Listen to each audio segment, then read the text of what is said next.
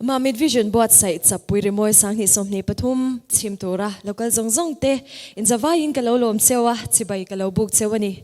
man lai kan pi le pu te khachu lo lama na thoka e zawng thin ani a hun ol an nei thei mang lova tunang kan hun man lai mek whatsapp olen lai hi an hun ol nei ber ani thina chumi den chen chuanin Rimawii nen am takin chapchar ku te an mang thin ani kha chutiang chia chuan Mamit vision te hianin Chappui Rimawii chumi den chen chuanin kan han buatsaih thin ani a tun kum chu mipuiin min hlut sak ani ti kan hriat avangin mipuiin a min chhim thei turin kan han buatsaih ani a zanina local khom te hi ati hlo tling tu te inni a in hlut hle ani kan tan chuan ti chuanin zanina Chappui Rimawii kan man pa hian Mamit District Photographers Association 10 lens lady sang ni somni pathum thlanna finalist te result wana kan nei don bok ani Jaui hovin bul kan chan phot don em ni nyang kan chak to em ole Jaui kan some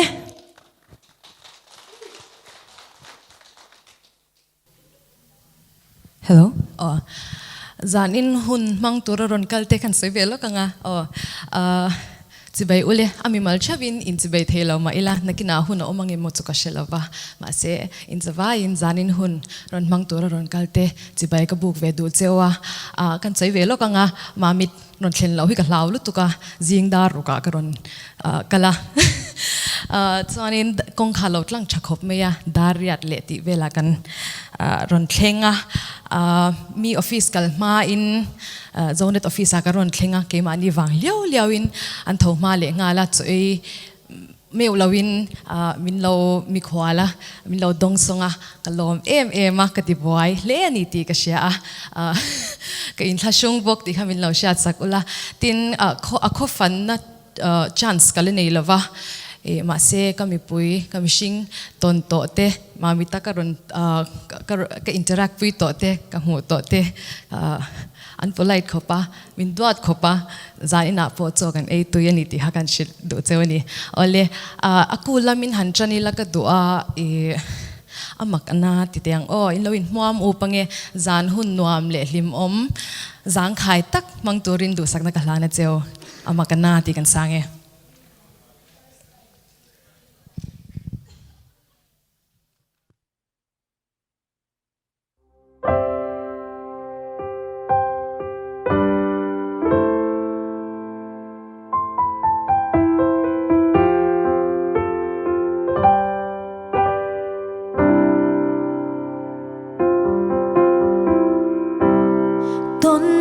silo malung ru kyang ngoi amwal min liam santa mai le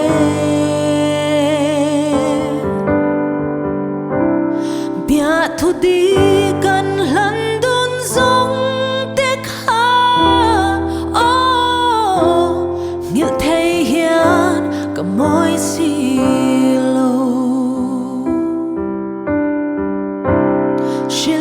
amaherawhchu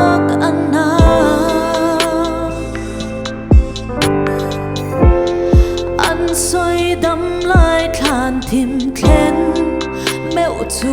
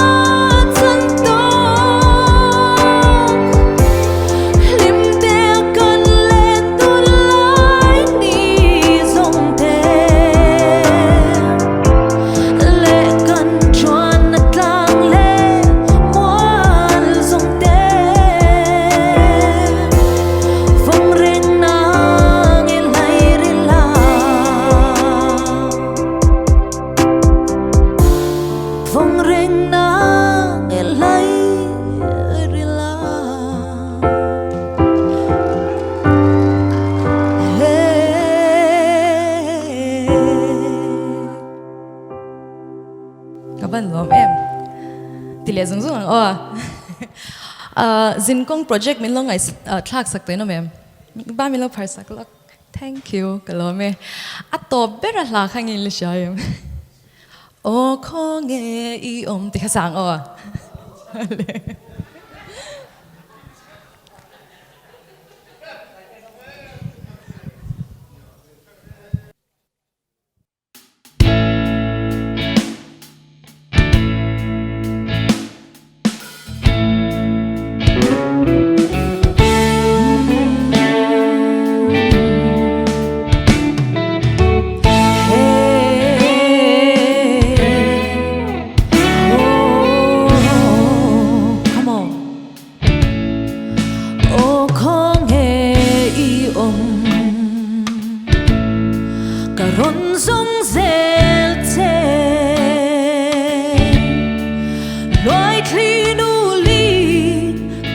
Zawng roai roai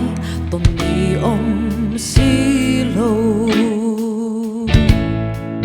nang han chen meu chu o thin lai nang ge chuan sai reng relo ten ma ten ya tu ten tan van pui a chi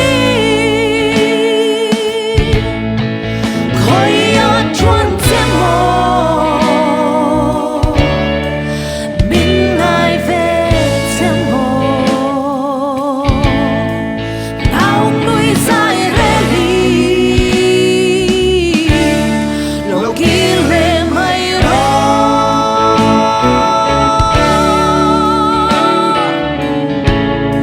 sung sờ đi tiếng sung sờ tha bụi lê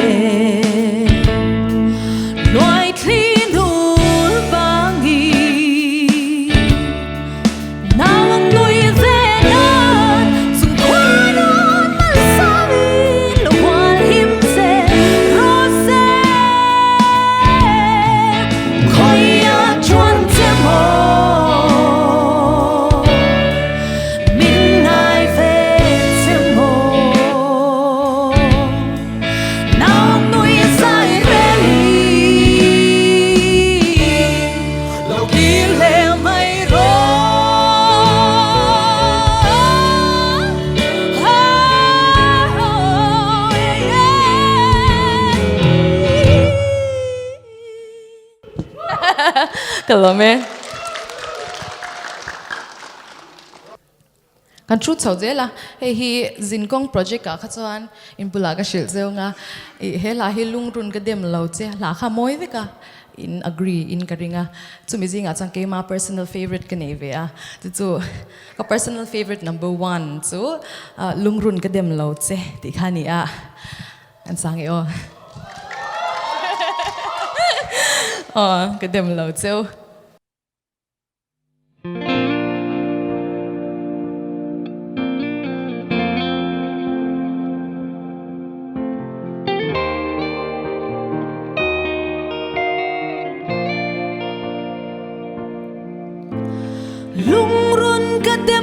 chê cả đêm môi lâu chê cả ring lên lâu mà ngày bia thu min lần hi mà sẽ cả trang bê a lông ru cũng khoa in ta tia bia thu min lần lại kha rai ra cả riêng na khoa beisei tura cả ring một lâu tiệm thu tham ra la xin chàng tôn mang ngát sâu mơ cả cha ngạ bê à bê thu mình lần tạc lên hoa tê lung lại cả tôn dấu lâu lại tê anh đã êm mê cả chân đầm mi ô bằng mô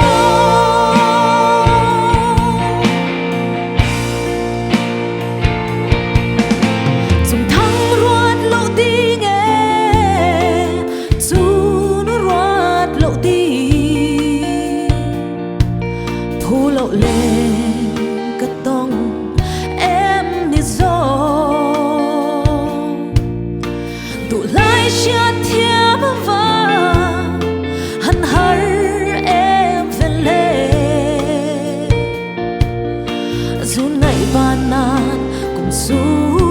liam thoại xe come on xin chàng tôn mang ngát sâu mơ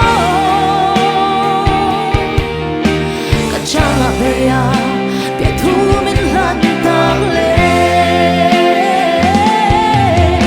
hoa tê lung lại cả tôn dấu lâu lại tê anh đã êm mê cả chân đầm đi ô bằng mơ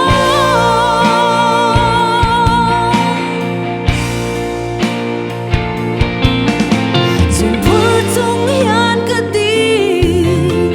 zawng na ngi khoa nu xin lại đồng nan lung si a bela mà zawng na nên đi a sinh nun kal sia chia thiam thế nan mà ngày ô du lại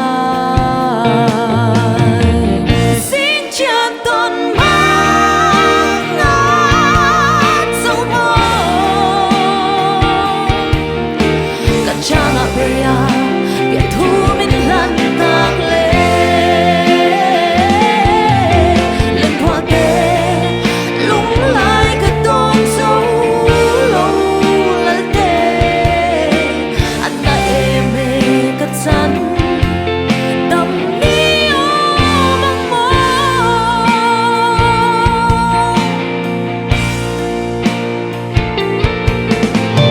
lâu em lệ chín mà xe thằng vã na sụt la khi nằm lùi nút tia cho nên cả lại rẽ tang nghe mang cha ô mang cha Kalau me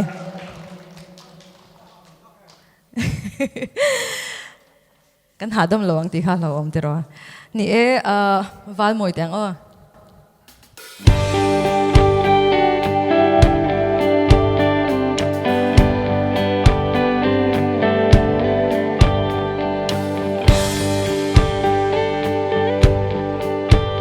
mana lung rua la lim tên lên du ni tụ lại chàng bè lên bia thu tin cả lan mà sẽ cả ra mẹ mà lung liên lâu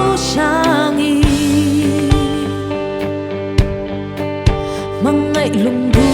sa manga chentire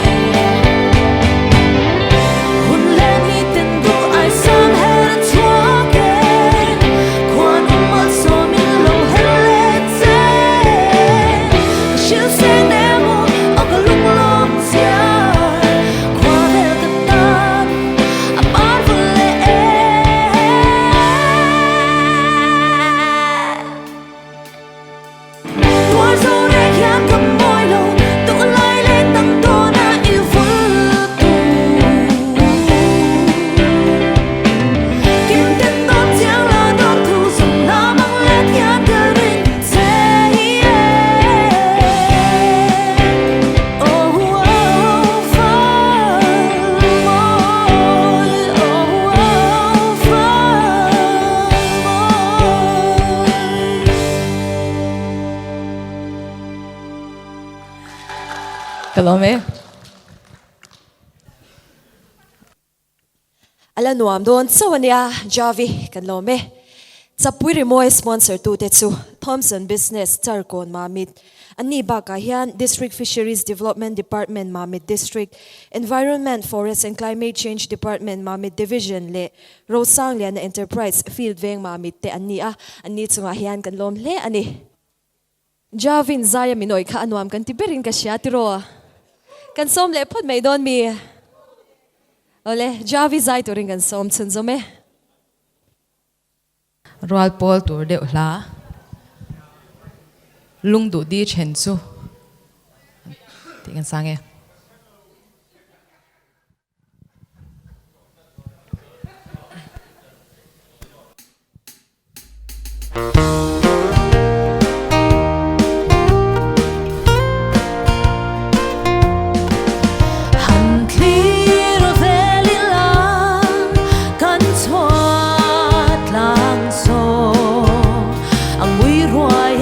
Mana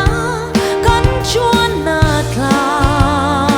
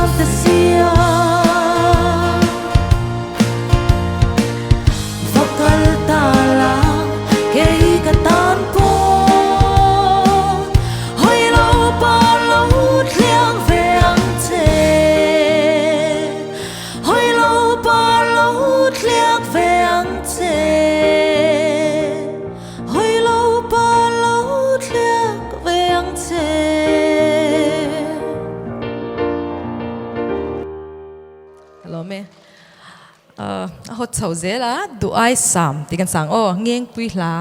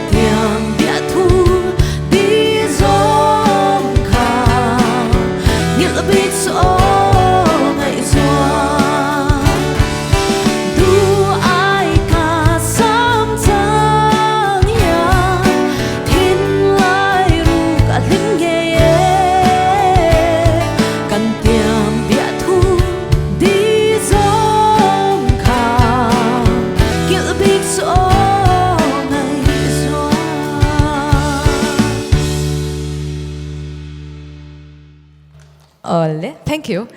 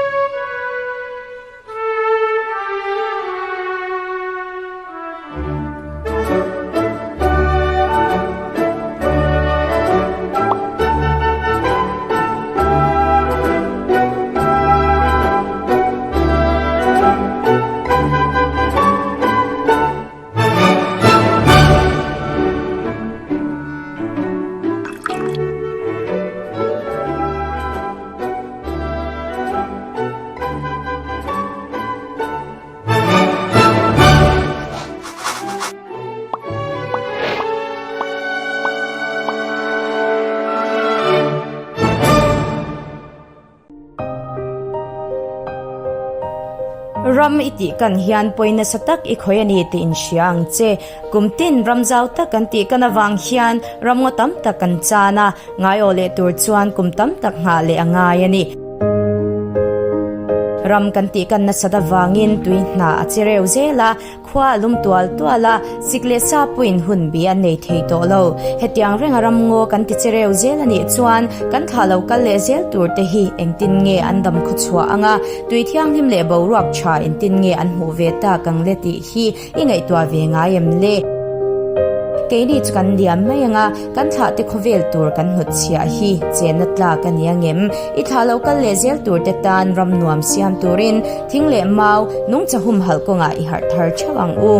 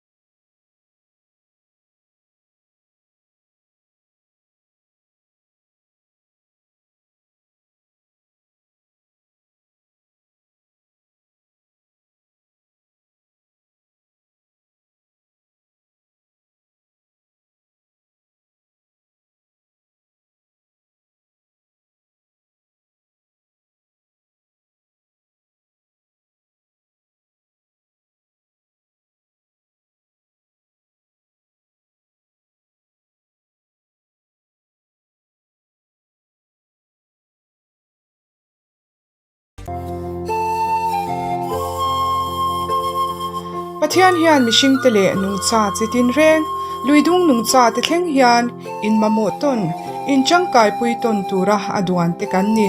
luidung nung cha te hi chhata ka hum hala omzeneya kan man changkai chuan chung ko tam takin in tunun nan an chhor changkai thei ani The Mizoram Fisheries Act 2002 hian wak thei thil engchi po tur lam chi reng manga luidung nung chaman akhap tlata Fisheries Rules and Act in aphalang nilawa sanga imo luya nungcha lapuitling laule luya nungcha reng swat le ti lumte luya nungcha te chet vel na tur dan cha sakte luya nungcha te ti lum na tura tui lolak pente luya nungcha te in tha pun na tur mun ti chiat le ti borban te thibol lo le khol ek chia lui tui tibol lo theiang chi reng luya pai te akhap tata ati lui te chu thani achanga tharuk thleng lung in tan le poisa fai choitir thei an ni kan ram kan nam dam khu chhuah na turin kan luidung te kan hum hal hi kan mo phur na ni in changthar lo om le zel tur ten kan luidunga hian nung chachi sang an om chin ti thon thu sha ta an shat mai lo nan luidung nung cha te hum hal hi kan ti mak mo ani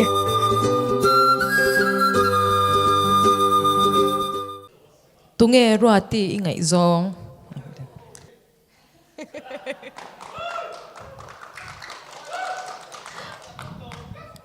adik chia me kutben te kha in thlashung lawila tiro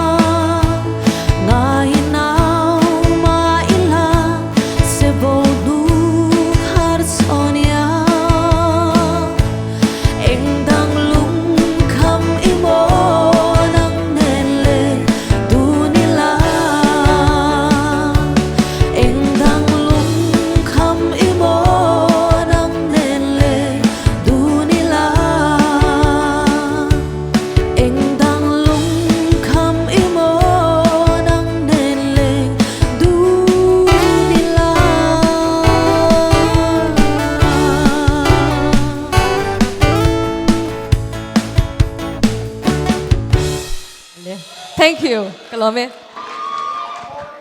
Thompson Vet Care hi Specialist Doctor Thiam tak chutsil ni in rancho randam doile accessories an zwara randam lo entir dule vaccine la du tan pan le ko thei reng ania private farm bulchan du tan po an pui thei reng boke Thompson Vet Care charkon mamit mapui dora hian plastic bungrua almera chale company shang shang ku chhuak cushion le mattress cha an zwara duang an cha chop sak thei reng bokani mapui dor charkon mamit Jaui min vahan chap chachin em kan lome kan som non le don ania Jaui zai turin kan som chunzom hale a hot lam deuh ti tong o ye chu ka lam don ania o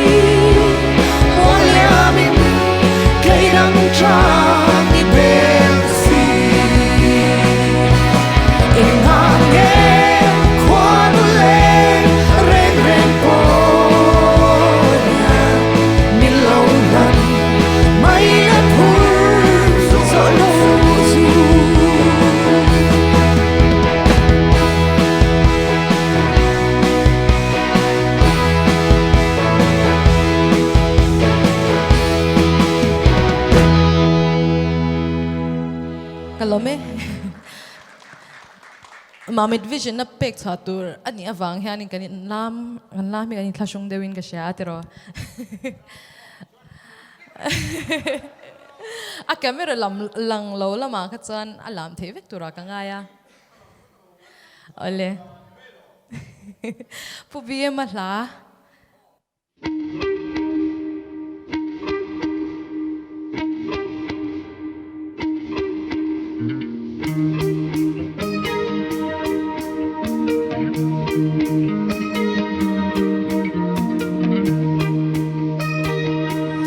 Ruadu ton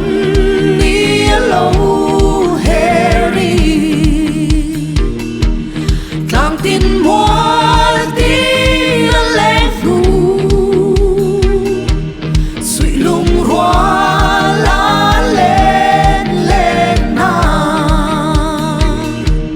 Khoan hùng alo toan để mía lên Idam trin mo Chian pa pa pa pa Lim zai vori la mi la la la la sha la la la Idam chin mo ka chian pa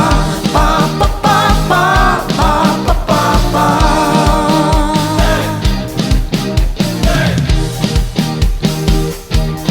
Lim ten lên lại trên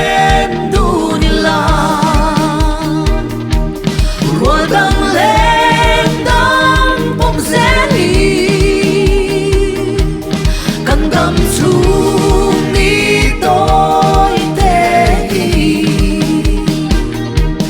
Am ten ni mang du ze lang lo I dam chin mo ka chian pa pa pa pa Lim zai vori la mi la La la la, sha la la la Idam chin mo Ka chian pa pa pa pa pa pa pa pa pa Hey Lam chung song wang o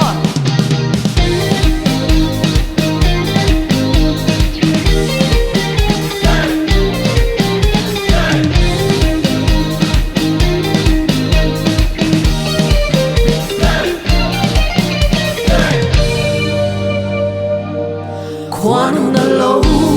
toan để mía lên Idam chin mo Ka chian pa pa pa pa Lim zai vori la mi la la la la sha la la la Idam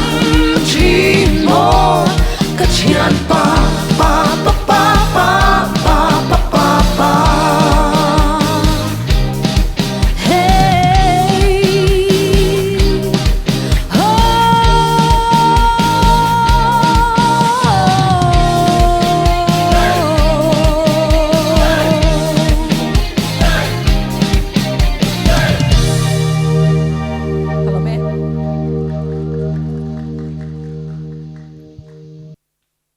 Zanin chu avan nuam te reng em Jaui Hawin Chappui Rimawii kan hmangania chu mai ba ka chuan